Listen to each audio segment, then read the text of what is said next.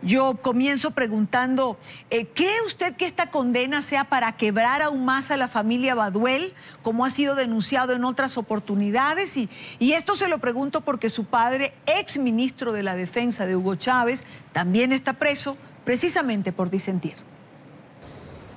Sí, evidentemente esto es parte de la retaliación política que existe contra mi padre, de la que hemos sido víctimas toda la familia. Pero más allá de esto es para amedrentar y para intimidar a todo un país, a todo aquel que piense diferente, a todo aquel que se atreva a decir lo que piensa, a expresar lo que siente, a discernir, en definitiva. Mientras su hermano estuvo recluido en la cárcel de Uribana, se denunciaron numerosas violaciones a los derechos humanos. ¿Podría usted recordarle a nuestra audiencia cuáles fueron esos tratos crueles e inhumanos de los que su hermano y su amigo fueron víctimas? Sí, mi hermano Raúl Emilio Baduel y mi hermano Alexander Tirado fueron víctimas en Uribana de torturas no solo físicas, sino psicológicas. Fueron víctimas de golpes. Mi hermano tuvo la fractura de 3 costillas. Hasta el día de hoy no tenemos un informe oficial de eso porque no ha existido un informe médico, no se realizó un informe médico correspondiente. A Alexander también lo patearon en reiteradas oportunidades. Tuvo una lesión en una pierna, los hicieron colocar en el asfalto caliente a pleno mediodía, desnudos en el piso, y cuando se encontraban allí, mi hermano trató de cubrirse sus genitales y eso fue consecuencia de que le patearan el cuerpo y le fracturaran sus costillas y se quemó parte de sus genitales y del pecho. Rairín, son 8 años de condena los que debe enfrentar Raúl y Alexander. ¿Ustedes han pensado acudir a instancias internacionales por este caso? Tengo la plena confianza en Dios de que en este país, más temprano que tarde, vamos a tener un estado de justicia y de derecho. Y, por supuesto, vamos a acudir a todas las instancias nacionales e internacionales a las que estemos en disposición de acudir, y vamos a agotar todos los recursos.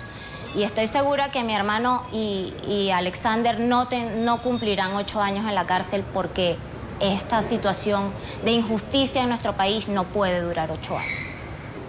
Y ya para finalizar, me gustaría preguntarle qué mensaje le envía usted a las autoridades. Ahora, su padre y su hermano son considerados por una buena parte del país y por la comunidad internacional como presos políticos. Bueno, el mensaje no es otro de que cumplan su deber, de que acudan a alguna parte de sus corazones, a alguna parte de su conciencia, que deben tenerla por alguna parte, y cumplan con su deber y abran los ojos y reflexionen que lo que están haciendo no es correcto. Quiero darle las gracias a Rairín Baduel, hermana de Raúl Emilio Baduel, uno de los jóvenes que fue condenado a 8 años el día de ayer, por estar con nosotros en NTN 24. Hasta luego, gracias. Vuelvo con Daniel Bernagui y después de oír a la hija del general Baduel, me gustaría hablar de las formas, es decir, para el fallecido presidente Chávez, las formas jugaban un papel importante. Aunque era un autócrata, aunque para muchos fue un dictador que avasalló la democracia, cuidaba las formas. Para Maduro, las formas pareciera que no tienen ningún sentido. Fíjese, hay 2 variables que son muy importantes traer a colación para poder intentar responder esa pregunta. La primera es la popularidad del primer magistrado del país. Y la otra, lo que se entiende como el tipo de cambio promedio del mercado. Pareciera que son 2 variables que no tienen nada que ver, porque una es política y la otra es económica, pero sí, los estudios que hemos hecho recientemente han demostrado que están sumamente interrelacionadas. En el caso del presidente Chávez, él obviamente a lo largo de su mandato, él bajó mucho su popularidad, pero esa disminución era lenta, paulatina, progresiva. Y el tipo de cambio tuvo una devaluación que fue inmensa, gigantesca en 16 años, pero fue también paulatina, mucho por culpa de controles, etcétera, que quizás no es el tema en el momento. En este caso, esas dos variables se aceleraron inmensamente. La caída de popularidad del presidente Maduro es una de las más impresionantes desde que un presidente en América Latina haya tomado el poder hasta 2 años después. La magnitud de la caída es muy grande.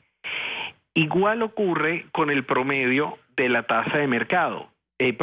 Digamos, si uno promedia todos los 5 tipos de cambios que tenemos en Venezuela, sí, la devaluación de la moneda es proporcional a la pérdida de popularidad del presidente Maduro. ¿Qué significa todo esto? Que la única forma de mantenerse, de sostener el gobierno, sí, es radicalizando las acciones para que a través del miedo esas personas que ocupan la primera magistratura y todas esas instituciones, que son instituciones que no son independientes, y eso ya se habla en muchas otras oportunidades, puedan preservar el poder. Entonces, las razones por las cuales ha habido este aumento tan impresionante de presos políticos, de persecuciones, de autorización para usar cierto tipo de armas en las manifestaciones, es porque el miedo es un gran aliado para mantener cierto tipo de sistemas políticos en el poder. Más aún cuando desde el punto de vista económico hay una situación tan devastadora como desde el punto de vista político, de imagen política. Entonces, como esas dos variables están cambiando en paralelo a una velocidad tan vertiginosa, la única manera de tratar de contener manifestaciones de descontento popular es a través del miedo y de la retaliación.